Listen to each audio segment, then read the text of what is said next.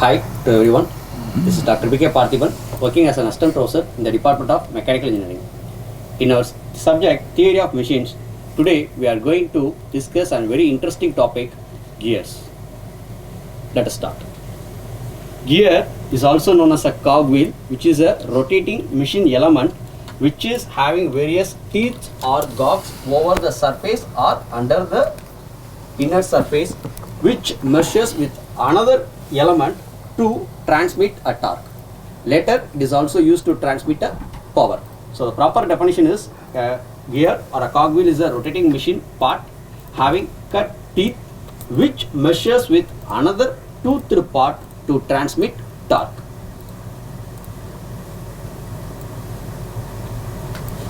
Various advantages of gear drives are it transmits exact velocity ratio.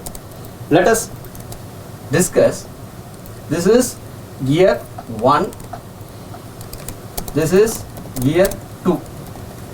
Now both the gears are going to be in mesh, so that the number of teeth on gear 1 is equal to 100.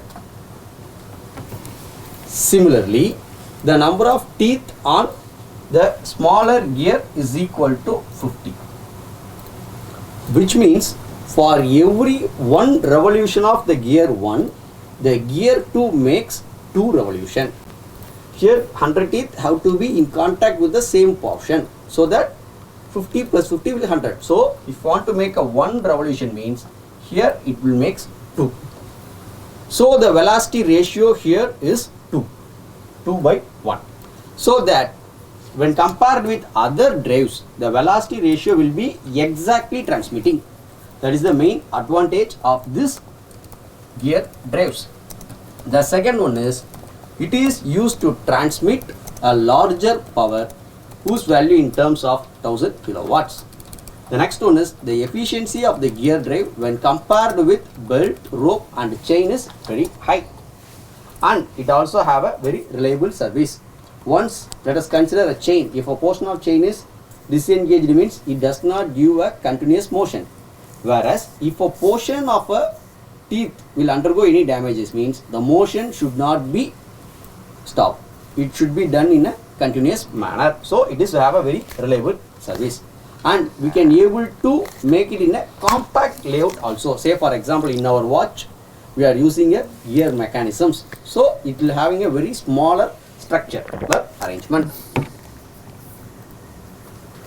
Then the disadvantages is if you want to make a gear means we have to be rely on various stationary machines, and we have to handle the equipments to produce the to produce the gears in a correct manner.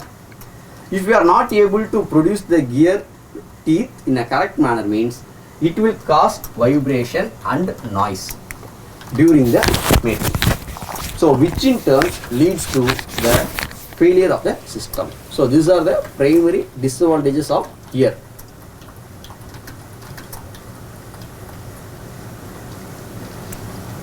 Now let us move on to the types of gear. Basically, gear is broadly classified into 2 types. First one is external gear, second one is internal gear. If the teeth are present over the surface of the gear, say for example here the teeth surface is present over the surface, such things are example for external gears. Internal gear means the teeth are present in the inner surface. The teeth are present in the inner surface. So gears, external gear, internal gear. External gear further classified into spur gear, helical gear, rack and pinion, bevel gear, meter gear, worm and gear, screw gears. So these are comes under the category of external gear. Each and every gear has its own merits and its demerits. Say for example, in case of a spur gear, the teeth are in a straight form.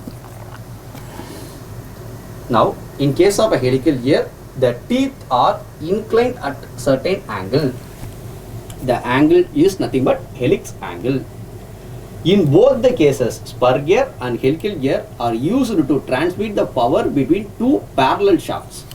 But in case of a bevel gear, military gear, Warman gear, it is used to transmit the power in a perpendicular direction, so that if you are giving an input to this means it will transmit the power in an angle of 90 degree. So these are the things.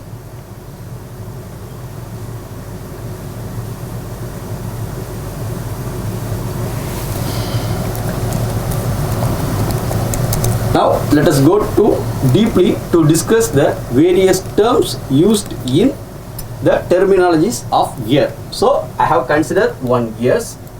The various important terminologies are addendum, addendum circle, dedendum circle.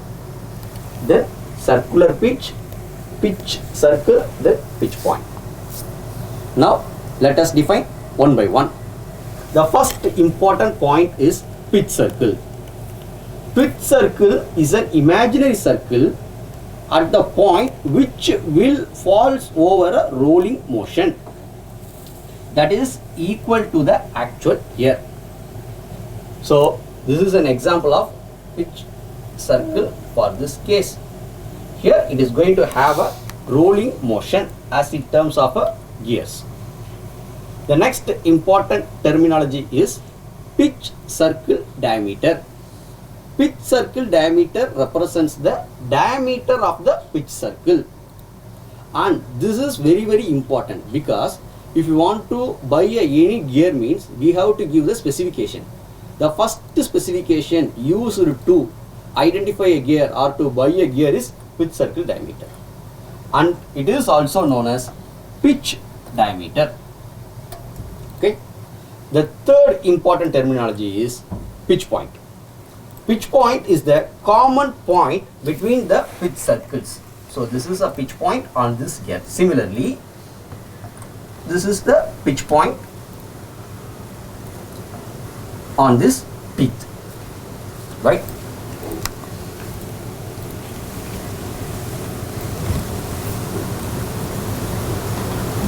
Right. The next important term is pitch surface. So pitch surface is nothing but a rolling disc which measures and replaces at the pitch circle, so that the surface of the motion over a pitch circle is known as a pitch surface. The next one is pressure angle. Very, very important term is pressure angle. Pressure angle is also known as angle of obliquity. Pressure angle is nothing but the angle between the common normal between two mating gears at the point of contact, and the common tangent will always lies on the pitch point. Usually it is denoted by the symbol pi, and there are various standards pressure angle. The standard pressure angles are 12, 14 and 20.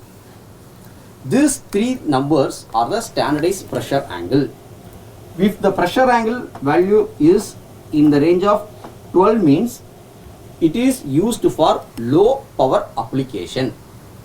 If the pressure angle value is 14 means we have to use it for moderate power application. If you want to generate a large amount of power means we have to use the pressure angle as 20.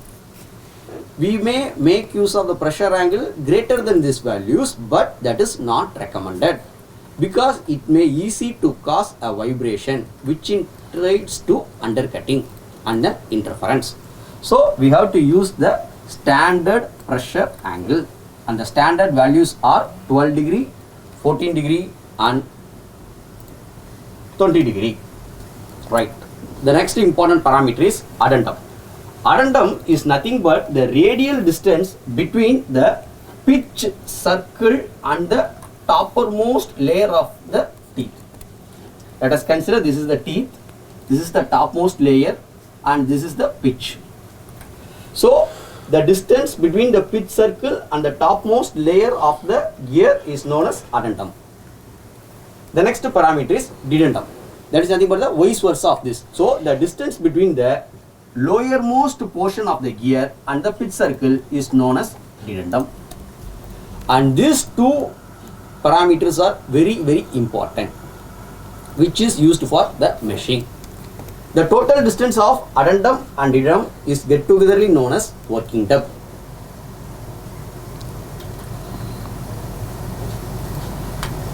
And the next important parameter is addendum circle.